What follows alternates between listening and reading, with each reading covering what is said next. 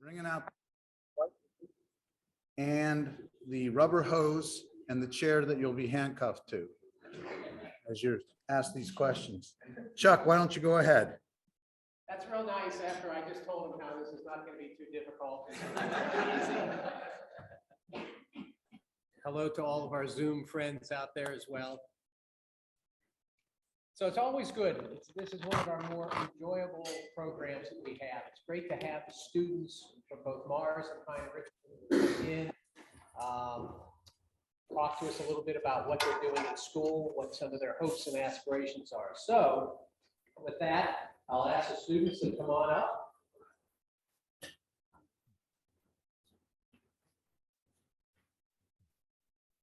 And we normally have 3 students from each school. We had a couple people who had to drop out at the last minute, so we've got 2 from Mars and 2 from Pine Richmond. And if you would, introduce yourself, your school, and your parents, so if anybody is here today. Okay. Hi, my name is Audrey Milk. I go to Mars, and these are my parents, Scott and Billy. We'll hold the applause to the end. Hi, I'm Madeline. I'm a senior at Mars, and my dad, Adam's over there. Hi, I'm Piazza. I'm a senior at Pine Richmond. I'm Andy Sportell. I'm a senior at Pine Richmond as well, and my parents, Deanna and Palmer. All right, and as you see, we don't have a microphone we're working with, so we'll all have to speak up. Annabelle, I can tell that you're a nice soft. Chuck, can you get him closer to the camera? Chuck, Nobody can hear me. ask you about what you are doing now, both in school and out of school. I know all 4 of you are very service oriented, just taking a look at your sheets here.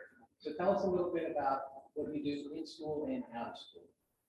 Okay, well, service-wise, I've been in student council for all 4 years of high school, and I've helped with our big community fundraiser is called Cookies for a Cause, where we sell homemade cookies at the farmers market in downtown Mars every weekend over the summer, and all of the money we raise goes to the veterans at the St. John Specialty Care Center.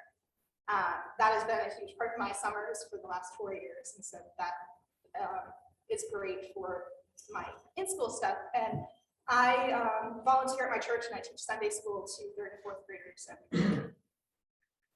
Okay. Thank you. Madeline?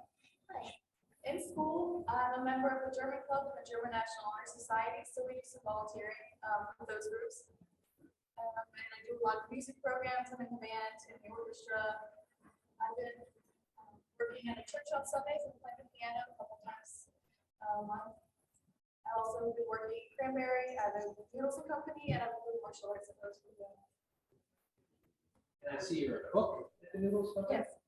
What are some of the things you cook there? It's just we have some sauté dishes, some that are just a lot of steamed dumplings, noodles, things like that. So do you watch the Food Channel too? A little bit, yes. Okay.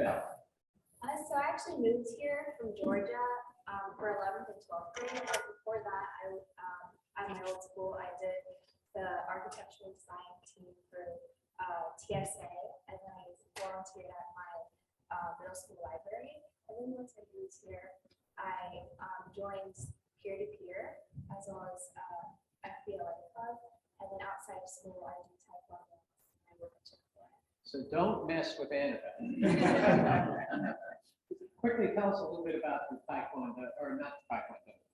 Tell us a little bit about peer to peer. Peer to peer. So it's a group of students, and we all they come together and we do different activities like aiming towards like uplifting our peers and school spirit. And And Andrew.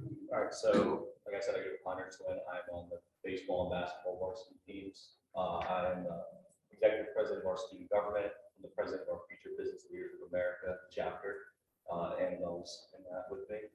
I'm the treasurer of our National Honor Society chapter, and then I'm also in peer-to-peer with Annabelle. And I play the violin in the orchestra. And then service related, I do some Meals on Wheels activities with my mom. We like to do that together. And then I have done camp counseling at the Pine Richmond baseball camp in the summer, the vacation church and Bible camp at my church. Did that with my sister for a couple summers. So And you have something coming up here next week, yes, playoffs.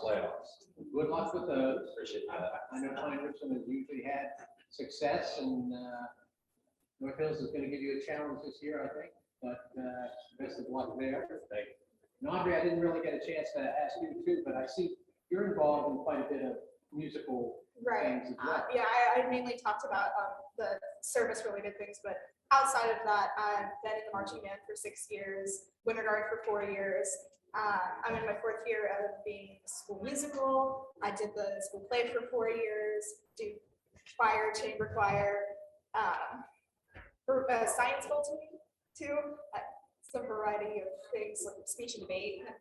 It goes on. And I Chuck, can tell she's a repeat visitor. She was here in December with the choral group. with the choral group as well, which we always love and enjoy too. Well, and I can tell you that what they've told us here is probably about half of what's on their list as well. So you've hit the highlights, but you really haven't told us everything, which is fine because we are limited on time. But your service is exemplary and to be commended. Andrew, I'll start with you this time. Tell us a little bit about what you are doing school-wise, university, college-wise, what you hope to do after high school, and then what your future aspirations are. Yeah, so next year I will be attending University of Notre Dame to study finance. Business has always been kind of what I wanted to go into, so I'm really looking forward to that. Maybe working into some like club teams for basketball or baseball or something like that. I'm good enough to play people at Notre Dame, but yeah, just really looking forward to the next step. Enjoying my senior year and the people around me for sure, but when the time comes, I think it's going to be a really good spot. So. Notre Dame is really an iconic school. Is that something you've always been focused on, really going to Notre Dame? Not particularly. I mean, I haven't had one thing in mind my whole life, but as I got older, I really like the size of it. I thought it was a good size for me. The Catholic aspect was very appealing to me personally, and I just think it's a very special place and I'll fit it. And there's a Pine Richland lineman who went there too. Yes. Have you talked to him at all about that? Yeah, he's a good friend of mine, Andrew Christophe, if anyone knows that name, but he's a lineman there. I went up to see a football game this fall and was talking to him about the place, and he had great things to say. And Dozier Kovic, who went there for a little bit before transferring from Pine Richland, I talked to him about it too, and they had good things to say, and it was kind of nice to get a student perspective as opposed to just going on the tours and that kind of thing. So they all have good things to say about it. Well, you'll continue that Pine Richland tradition up there then. Annabelle. So I haven't chosen what school I'm going to go to yet, although I plan on focusing most likely on business. And I do have some interest in the pharmacy field as well, although I think my interests lean less towards being a pharmacist and more just working in the industry itself. So I think after college, I'd probably just try to work in the pharmacy industry from a business perspective.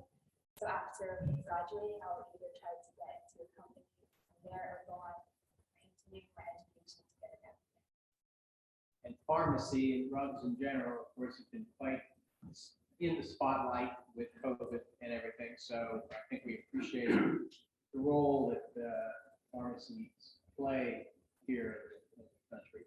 What are some of the schools that you've applied to? I applied to quite a few schools, like Indiana University, Wilmington, Duke University, Vanderbilt University, Pittsburgh, Duquesne, Ohio State, just a lot of variety. If they all came through, what's your favorite, or one or two? I'd probably sit back and then reevaluate like the different aspects of the positives and negatives of going to each of them. Because like distance from my family would probably play a factor, and then probably like what they can offer. All right, you're gonna dodge my question. Okay. She should get all of it. That's all right. That's what you get, that politician, you're right. Madeline. Yeah, I've been really interested in science ever since I was little. I'm looking between Penn State and Duquesne right now. I'd really love to study biology, chemistry. I want to do some research in college, maybe after too. So that's mainly what I'm looking at. All right. guess that pretty much summarizes it. If you got into all of them, which one would you probably go to? I really like Fifth on the tour. I just like the atmosphere of the campus. Probably that one. We were talking about that at our table too, the differences between big school, small school, large community setting, urban setting like Pitt versus a more rural setting possibility. All right, well, good luck with you there.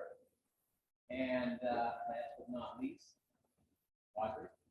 Okay, so wherever I end up going to college, I have not committed anywhere yet. I'm planning on double majoring in geography and political science and doing a minor in theater. That geography especially is like my hobby. It's my passion. When I do have free time, I sit around and play geography games online. What schools? I've applied to a lot of small liberal arts schools that are not really in the area. My safety schools are more local, like Westminster and Allegheny. But I applied to a school called McAllister College in St. Paul, Minnesota, Middlebury in Vermont, Bucknell in Central PA, Colgate in upstate New York, Vassar. They're big list. I know we talked about this, but do you have a preference if you got in them all? McAllister in St. Paul is my top choice. 13 hours away. Yes. All right. Yes, going to visit there this weekend, but so far that is my top choice school. And, just waiting to hear back from everyone else and see how cards fall. And from a job or profession standpoint, if you are a geography major, what do you do with geography? So there's a lot of different paths that you can go down with that. And like I want to do the geography and political science double because of the branches of geography, political geography is my my favorite.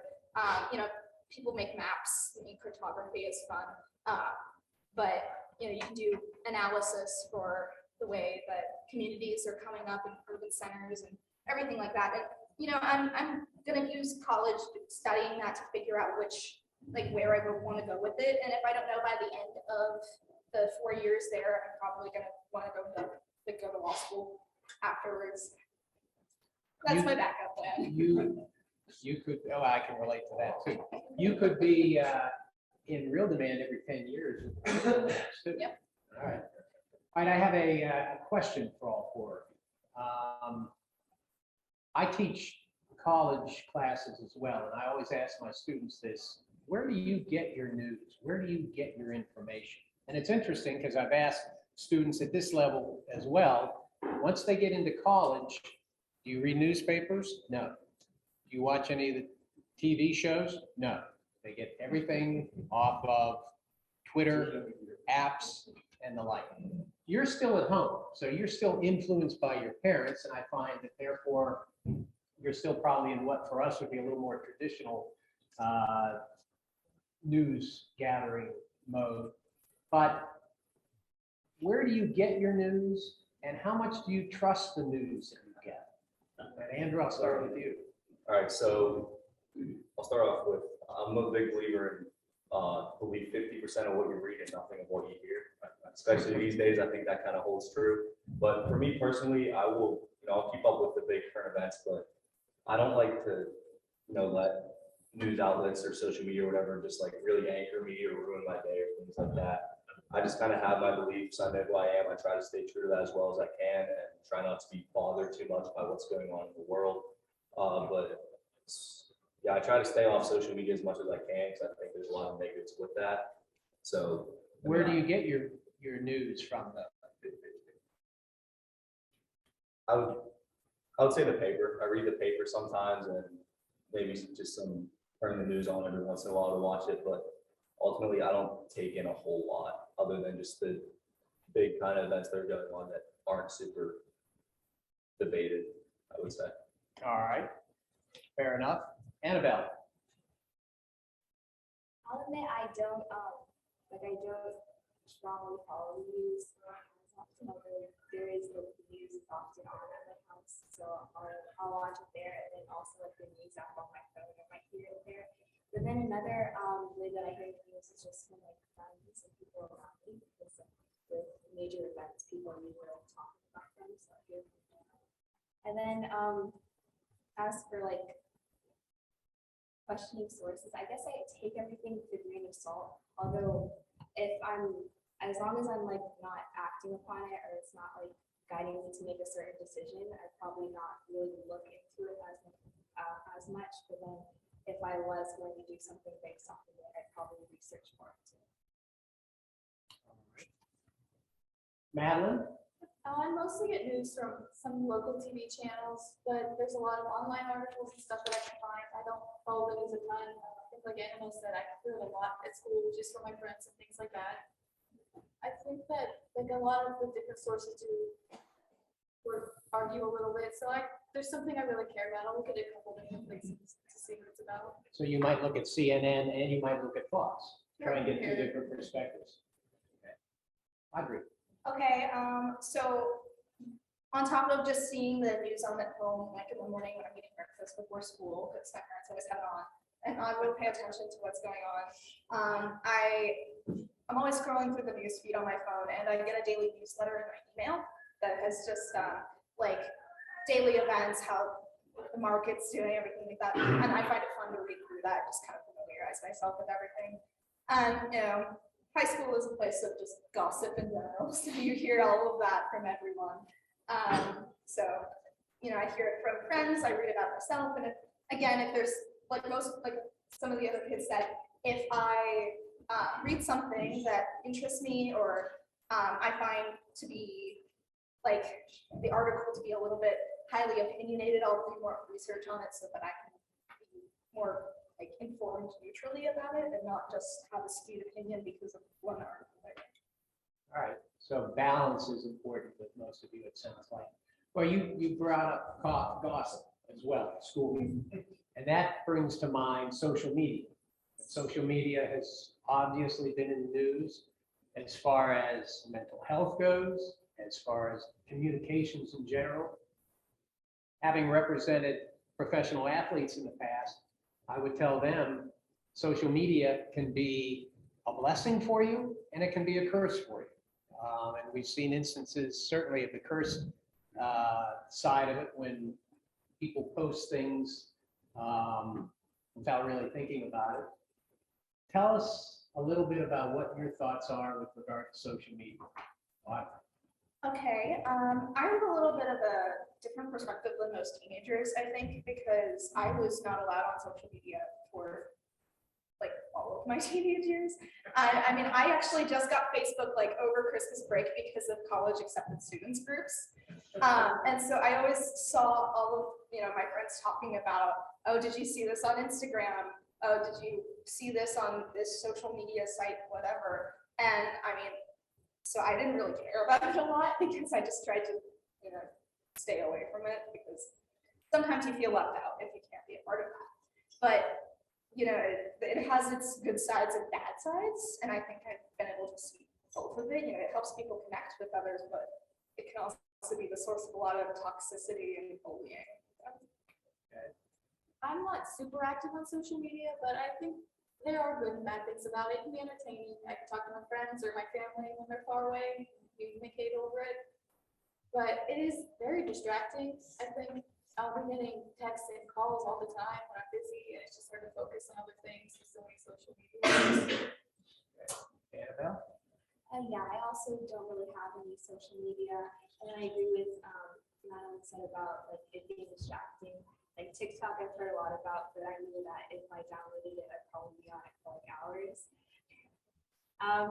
But I do see like the benefits of it as it like helps you connect with people. I know like watching like a accepted students virtual thing, and all the students were like, hey, what's your Snapchat, what's your Instagram, to like link up with each other. So that's always nice. But then I still think it's okay to like not have social media, as there will be other ways to like connect with people. You lived for quite a while down in Georgia. Do you use social media at all to stay connected with them? Not really. I just have their phone numbers. Okay. Andrew? Yeah, social media doesn't really play a big part for me. Me personally, in the past, like couple years, I've deleted Instagram. Like my platform is still there. If anyone looks at my username, but like I don't have the app on my phone anymore. I did the same thing with Snapchat for a while. At this point, I just use it for like group messages, like my basketball team or something like that. I never downloaded TikTok, so I think it's just from a time management perspective, like she was talking about, it can be very distracting. And I think a lot of kids just fall into that habit, like go at home after school and go on TikTok and you end up scrolling for like 2 hours. So me personally, that's just something I try to stay away from. I do think there's some benefits, like, you know, after a long day or something, or there's a lot of argument going on in the world, you just want to, you know, watch some funny videos for a little while, take your mind off something stressful. But for me personally, I think that it kind of creates a false perception of who you are as an individual. And I think the really important people in your life will text you or call you if they need to reach you, and you don't need to get caught up in all the excess that's out there with social media. All right. Questions for our students? Andrew, Yes. in my lifetime, I've gone to a lot of high school basketball games. I'm always surprised when I see something I've never seen before.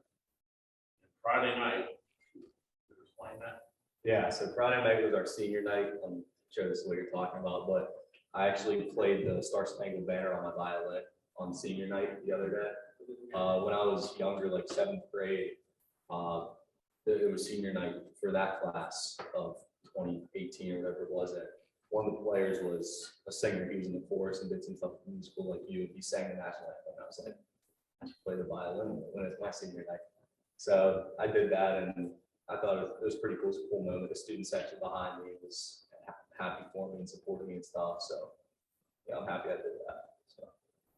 One thing that strikes me is a lot of times they talk about what we emphasize at school, and there's been talk about cutting back on gym classes, music, art.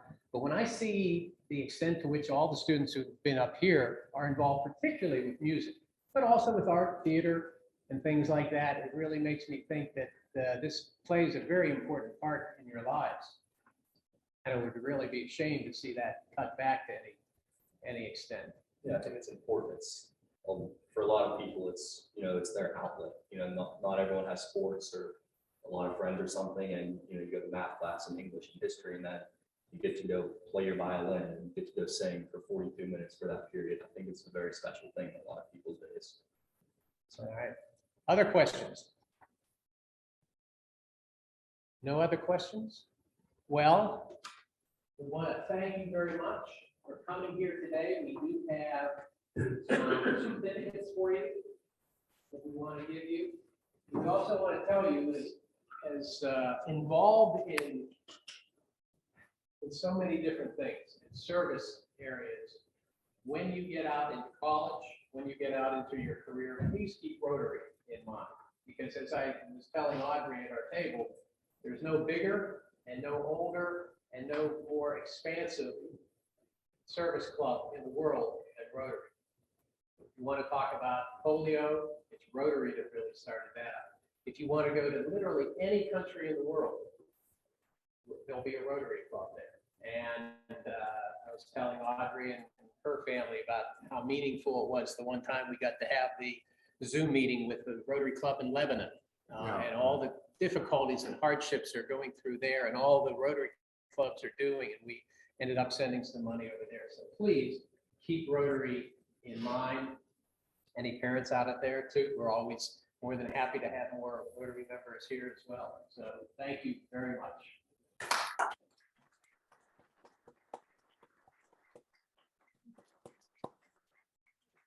Second, because I know there'll probably be a few parents and maybe one of our members who will be taking some pictures. All right.